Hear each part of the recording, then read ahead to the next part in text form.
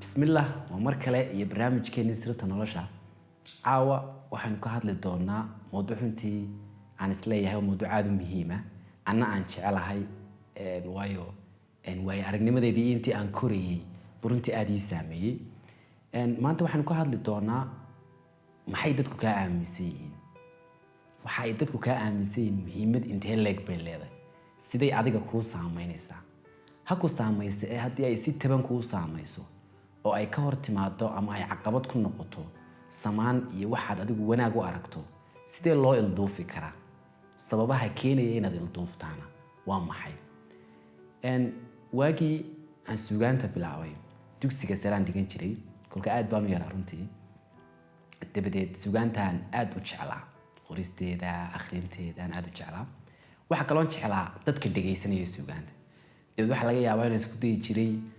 ardayda dhigata dugsigeega oo dhan inaan raali geliyo oo aan kan u akhriyo oo mid gabay u sameeyo oo kan magaranaysa dabadeed ardayda oo dhan baa runtii aad u jeclaa dabadeed sidii ardayda u jeclaayeen baa maalin ardaydii ii timid waxay igu tiri yaxay waxaan wadaa wax maala yani ma dhageysanayso sidan iyo sidan oo caynka wax muhiim ma aha sidan iyo sidan waxay dhaleecay dooda ay qabatay amarka ilaahay maalintii ku xigtay buu haddana macallinkii dugsiga dhan Soomaaliga ka dhigay ii yeeray oo igu suugaantaada way jaban tahay waa sidan abwaanka kuma uma eekidka kaas caynka waxaas ka siiya ninkaygii dhamaa ee laga yaabo in dabadeed dugsiga oo dhan uu jeclaa labada faal oo qura ayaan qaadi waayay waan ku gubtay runtii muddo dhan baan qoys ku jiray oo aamusnaa muddo 3 bilood aan suugaan sameyn oo niyad jab ku jiray labada faal oo qura waxa laga yaabaa ardayda dugsiga kale oo dhan dhigata inay jeclaayeen oo ay taageersanaayeen haddana labada faal ayaan aad u xamil waayay waana laga yaabaa dad badan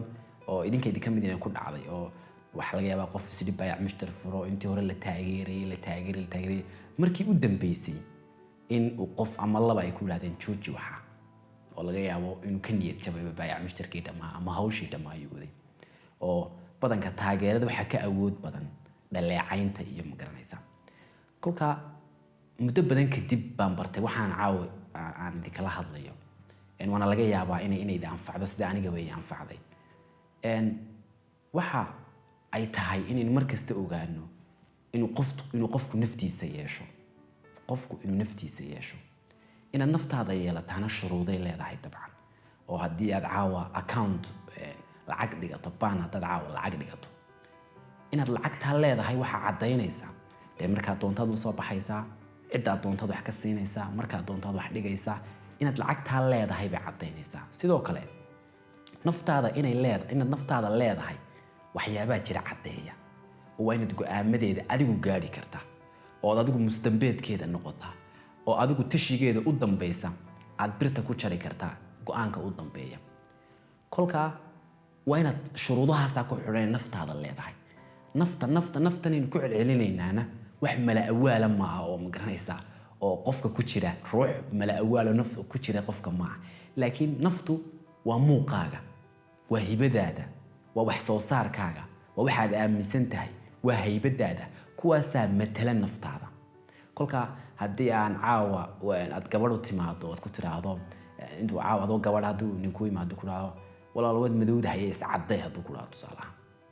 wallah meen madoobahay intay wadnaha is qabato dibadda gabadhii markiiba is caddayso waxay muujinaysaa inay nafteeda iyadu wada lahayn maadaama hal dhaliilo qura ama hal qof uu sidaa yare degdeg u bedeli karayo waxay cadaynaysaa qofkaas inaan naftiisa lahayn waanay tahay inaad naftaada lahaato sidoo kale anigoo kale sidii ku dhacday oo kale waxaad jeceshahay oo aad hibo u leedahay tusaalahaan curiska iyo wax qorista iyo wax cabirida ah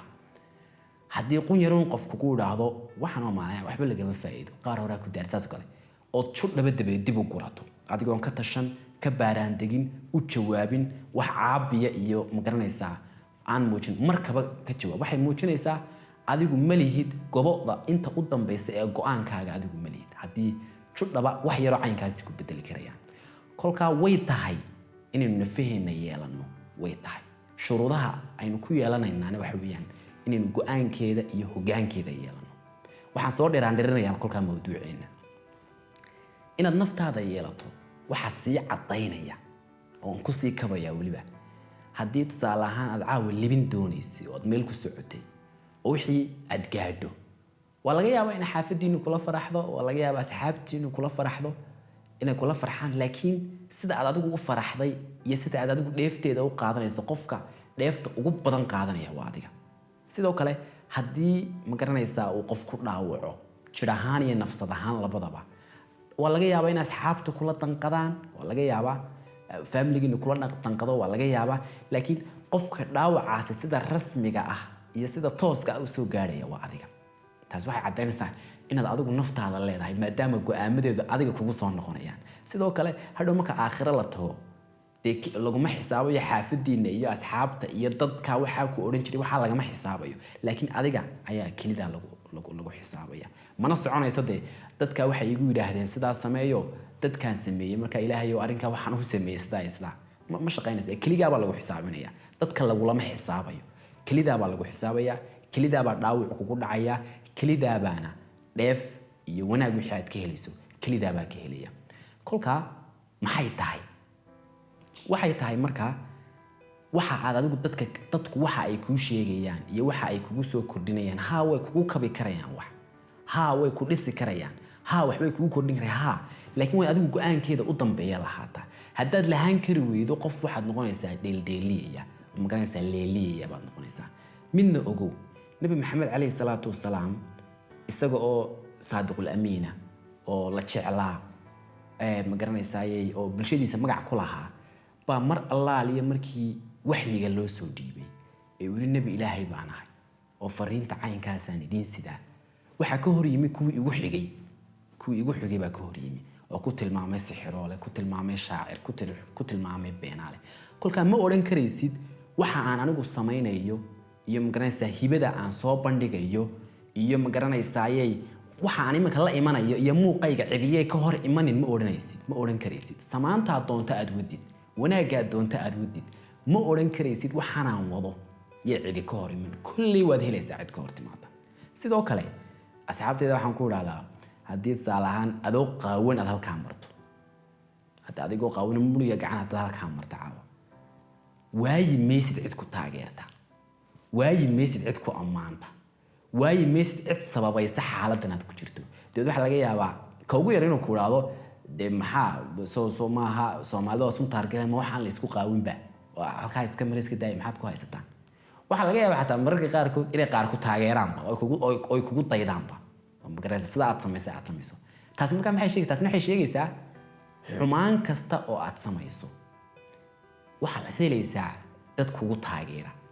taageeraad helaysaa kolkaa xikmadda ku jirtaa waa maxay xikmadda ku jirtaa waxa weeyaan ibni aadamku halbeeg uma noqdaan wanaagga iyo xumaanta ibni aadamku ma aha marjaca u dambeeya ee aad ku go'aan qaadanayso inuu waxaan xumaan yahay inuu wanaag yahay oo tusaale ahaan dadka qaar baa sacabka ku go'aan qaata oo ku dhahda baleega waxaan sheegay sacab badan baa loo waxa laga yaabaa inuu caytamayba oo dadku cayda sacabka u garaacayeen marka haddaad halbeeg ka dhigato sacabka lagu garaacayay jar baad ka dhacaysaa waa lagu hodayaa sidoo kale haddii aad wax wanaaga waday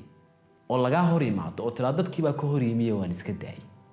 ood halbeeg ka dhigato dadkaa ka hor yimi inay sheegayso waxaani inuu wax xun yahay taasina waxay keenaysaa inaanad meel laba u dhaqaaqin inaanad waxbaba soo kordhin inaanad waxbaba sheegin ayay sheegaysaa kolka waxaan kusoo gunaanadaynaa dadku faaladoodu waxbay ku kabaan laakiin halbeeguma noqdaan mana jaangooyaan birna kuma jaraan inay waxani wanaag tahay iyo inay xumaan tahay kolka ayay ku saamaynin ha isku dayin inaad dadkoo dhan raaligeliso shaqada ugu adag ee qofku samayn kara waxa weeyaan in dadkoo dhan raaligeliyo ilaahay raaligeli dadka inta kuugu dhadhow ee noloshaada la socday ee kula socday halka aad hadba marayso ee wax kula dareema garanaysa dheef iyo dhibba kula dareema raaligeli iyaga naftaada raaligeli oo farxadeeda ka shaqee